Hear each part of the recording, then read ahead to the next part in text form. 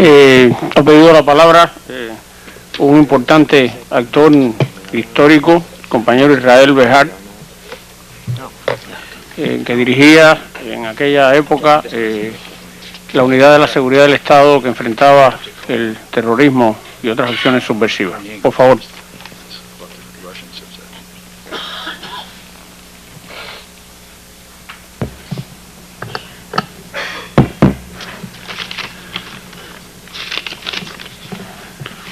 Compañero comandante en jefe, compañeros cubanos, distinguidos visitantes.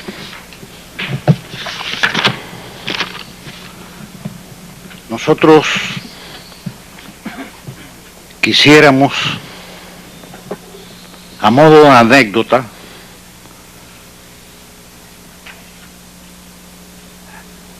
explicarle a esta reunión un plan muy importante que se produjo posterior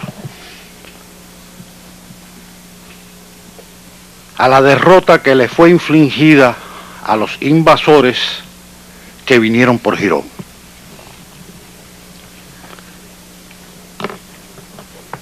La desmoralización y el desaliento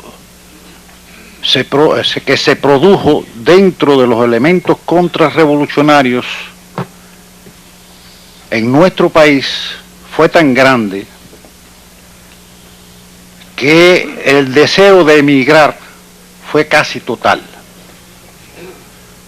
Y empezaron incluso en los primeros días posteriores a abril del 61 a llevarse a efecto estas inmigraciones.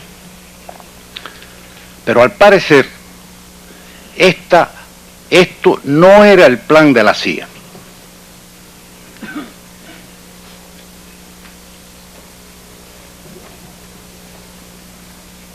En los primeros días del mes de junio de ese año, se produjo una reunión con un grupo de jefes de la contrarrevolución cubana, o sea, de las organizaciones contrarrevolucionarias en Cuba. A esta reunión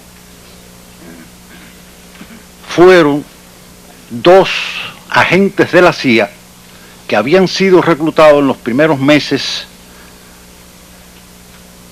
del año 1959. Estos eran Alfredo Izaguirre de la Riva, un elemento de la alta burguesía cubana, y José Puyal Medero, también de la alta burguesía de Cuba. La discusión se basaba fundamentalmente en qué podrían hacer los elementos contrarrevolucionarios en Cuba y sobre todo cuál era el plan del gobierno de los Estados Unidos en ese momento. Y la decisión fue enviar a Izaguirre de la Riva a los Estados Unidos para que buscara esa información. Como pasaba en muchísimas de estas reuniones, nosotros también estábamos presentes en la misma.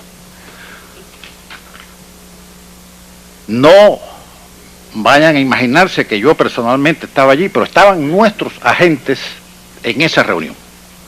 Y nosotros aceptamos que de la Riva fuera, porque queríamos también saber, por esa vía, cuáles eran los planes que existían en ese momento. De la Riva estuvo en Miami, se reunió con un grupo de oficiales de la CIA y posteriormente fue a Washington. También aquí se reunió con un grupo de oficiales importantes de la CIA, entre los cuales estaban algunos que de seguro son conocidos por nuestros visitantes. David Phillips, uno de ellos, y Frank Bender. Estos dos oficiales de la CIA decidieron que de la Riva debía entrevistarse con el hombre que en ese momento, según palabras de ellos, era el que podría decidir la suerte de Cuba. este no era otro que el general Maxwell Taylor, y lo llevaron a su despacho en el Pentágono. A esta reunión, en esta reunión, el general Maxwell Taylor, que recibió a De la Riva, estaba vestido de civil. Había otro ciudadano que por las formas de su expresión parecía ser del Departamento de Estado, y otro que al parecer era de la CIA. La discusión se dio alrededor de lo que podrían hacer las organizaciones contrarrevolucionarias, y se llegó al criterio que realmente, fueran más o fueran menos, no podrían hacer mucho contra la revolución cubana. Pero allí se planteó que la solución que estaba en manos del gobierno de los Estados Unidos no vendría por sí sola. O sea, tendría que existir alguna acción importante, y más que importante incluso, para que los Estados Unidos se decidiera, después de los de Girón, a intervenir directamente. Y aquí surgió el plan Patty para los americanos y el plan Candela para la contrainteligencia cubana. Alfredo de la Riva volvió a Cuba y en su apartamento del edificio Foxa informó de esta situación. ¿A qué se refería el plan Patty? El plan Patty pretendía realizar un atentado el 26 de julio de ese año en el evento o en el acto que se iba a producir en Santiago de Cuba por la mañana, y donde hablaría, ya estaba bien definido, el general, el comandante en ese momento, Raúl Castro Ruz. Se le tiraría con una ametralladora 30 desde una casa cercana a este lugar.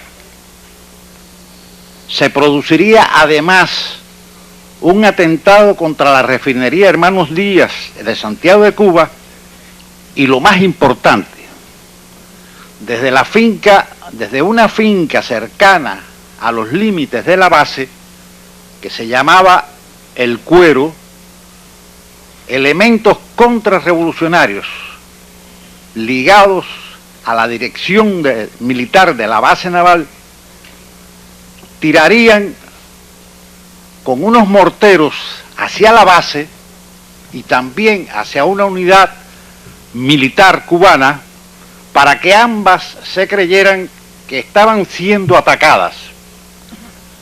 La base, supuestamente como una represalia del gobierno cubano por el atentado que se le había realizado al comandante Raúl Castro.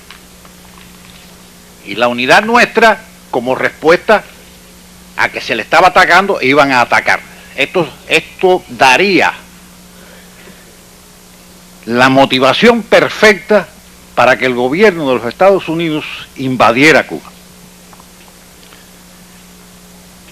Había como una segunda variante, por si fallaba este plan de atentado contra el comandante Raúl Castro, que era un grupo de hombres con subametralladoras M3, se emboscarían en la carretera que iba al aeropuerto, en el recodo, antes de llegar a él, y le harían un segundo atentado, porque ellos pensaban que el comandante Raúl Castro, inmediatamente que se produjera el atentado en el estadio, iba a salir corriendo para avisar al compañero Fidel de lo que había sucedido. Pero este no era solo el plan. O sea, tiempos antes habían ingresado por la vía aérea por el sur de Camagüey, específicamente en vertientes en una finca que era del señor José Puyal Modero, 3 agentes de la CIA, radistas o preparados como radistas, para que trabajaran en distintas partes del país con estos elementos que estaban preparando y planeando la ejecución del Plan Patria. Junto con ellos llegó un cargamento grande de armas y explosivos que fueron asignados a la organización contrarrevolucionaria en Camagüey que se denominaba MID, M-I-D, Movimiento Insurreccional Democrático. Y con estas armas y estos explosivos pensaban volar la planta eléctrica que daba energía a la provincia de Camagüey en esos momentos. Pero es que tenían un plan muy similar para el centro del país. O sea, en Santa Clara tenían previsto hacerle un atentado al comandante Félix Torres y allí también volarían la planta eléctrica y harían algunos otros sabotajes. Y como colofón de todo esto, como los actos en las provincias se realizaban por la mañana festejando el 26 de julio y por la tarde en La Habana, donde hablaría el comandante jefe, desde la calle Amézaga había un elemento muy práctico en el uso de los morteros que aparentemente había aprendido a manejar estos artefactos en Cayo Confite, que le haría un disparo contra el lugar donde estaba la dirección del gobierno cubano y lógicamente el comandante en jefe.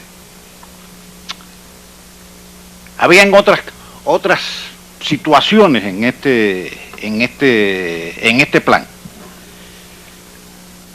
Como ustedes podrán entender, este era un plan bastante agresivo y quiero dejar entre paréntesis decir algo, había una preocupación muy seria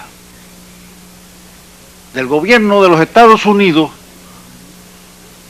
por la aviación cubana, yo supongo por los efectos que le produjo nuestros viejos aviones y nuestros pocos pilotos en la acción de Playa Girón. Y empezaron a buscar, con una penetración que lograron obtener en San Antonio de los Baños, de la llegada de los primeros MiG a Cuba. Y estaban muy interesados también en conocer la preparación de nuestros pilotos en distintos lugares fuera del país donde se estaban preparando, Checoslovaquia y a la Unión Soviética, etcétera, etcétera, etcétera.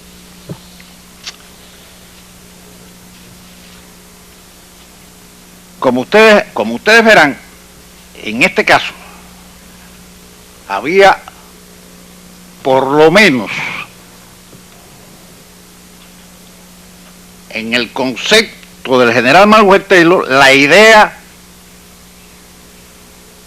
de una invasión siempre que existiera el pretexto con fuerzas directas de los Estados Unidos.